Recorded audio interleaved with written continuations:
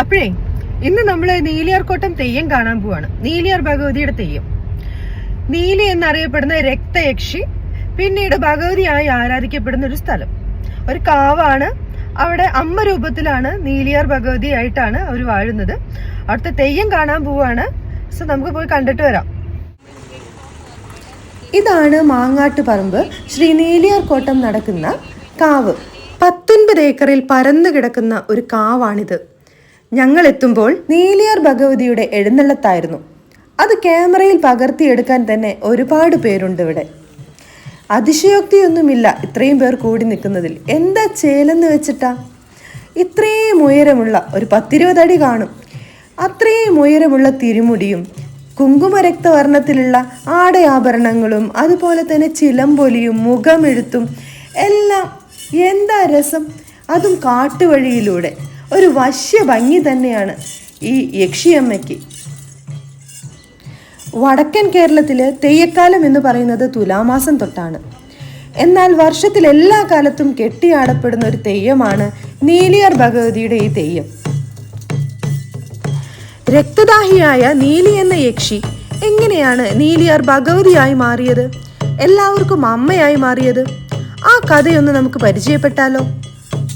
കൊട്ടിയൂരിലെ ഒരു പുലയ സമുദായത്തിലാണ് സുന്ദരിയും ബുദ്ധിമതിയുമായിരുന്ന നീലി ജനിച്ചത്.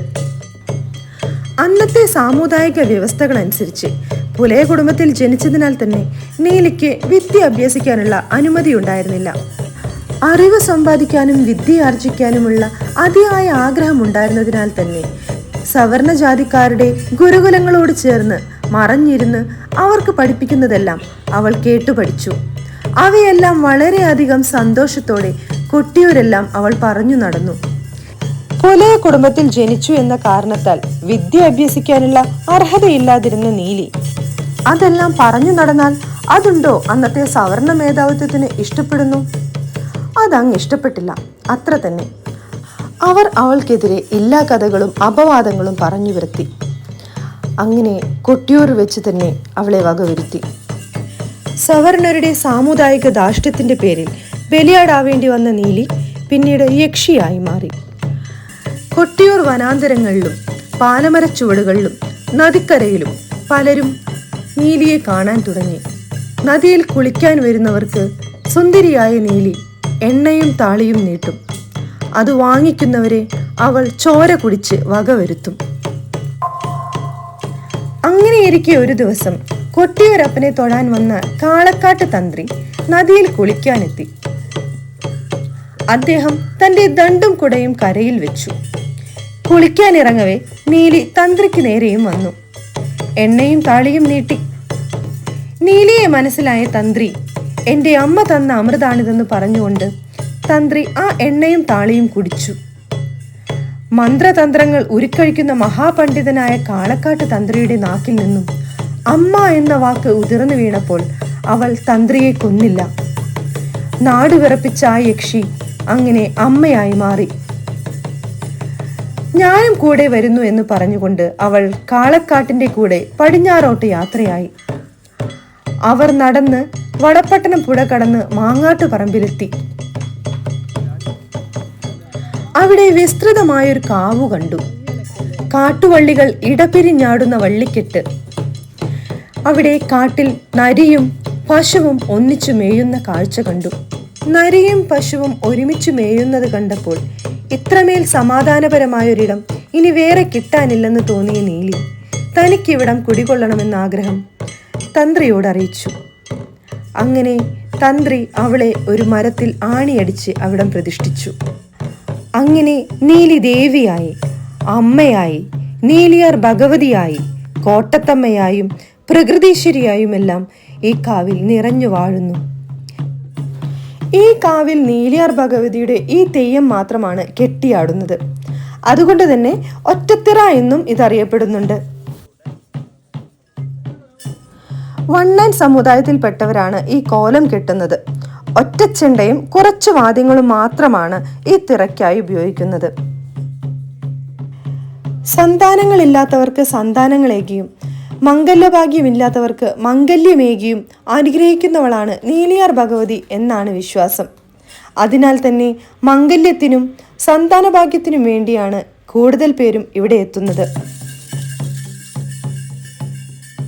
തിറ കൂടാതെ ഈ കാവിൽ ഇനിയുമുണ്ട് ഒരുപാട് കാണാൻ. നരിമടയും ദേവീസ്ഥാനവുമെല്ലാം. അതിനെ കാവിലൂടെ താഴേക്കിറങ്ങണം. കാവിനുള്ളിലൂടെ നടന്ന് പടികളിറങ്ങി ആദ്യം എത്തുന്നിടത്താണ് ദേവീസ്ഥാനം. ഇത്രയും വലിയ കാവിനുള്ളിലായി വലിയൊരു വൃക്ഷമുണ്ട്. 4 പാടും ശിഖരങ്ങൾ നിവർത്തി നിൽക്കുന്ന ഒരു വൃക്ഷം. ആ വൃക്ഷത്തിന് താഴെയായി ഒരു ത്രിശൂലമുണ്ട്. അവിടെ ദേവീസ്ഥാനം എന്ന് എഴുതപ്പെട്ടിട്ടുണ്ട്.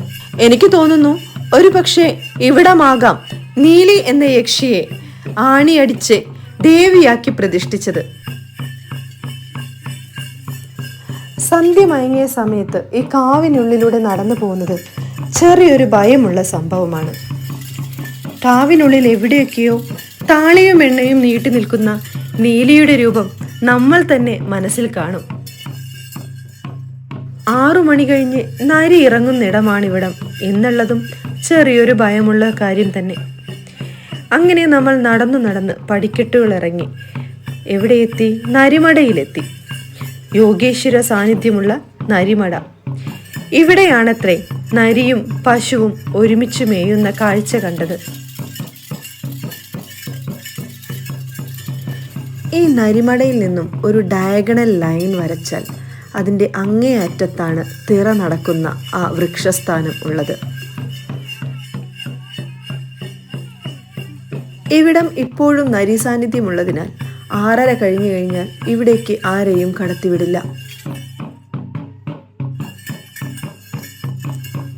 സമയം 6 കഴിഞ്ഞതിനാൽ ഒരുപാട് നേരമൊന്നും ഞങ്ങൾ അവിടം ചെലവഴിച്ചില്ല. കുറച്ചു നേരം മാത്രം അവിടെ നിന്ന ശേഷം തിരികെ മുകളിലോട്ട് കയറി.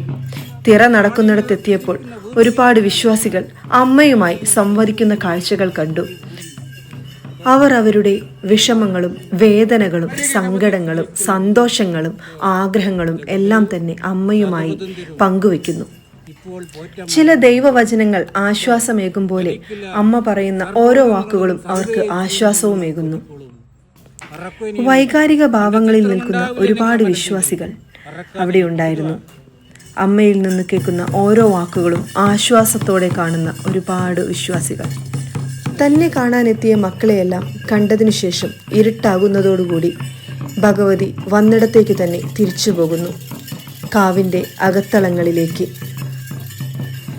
കൺമുന്നിൽ നിന്നും അമ്മ മറഞ്ഞു പോകുന്നതുവരെ നോക്കി നിൽക്കുന്ന ഒരുപാട് വിശ്വാസികളായ മക്കൾ. അവർക്ക് ഇതൊരാശ്വാസമാണ്.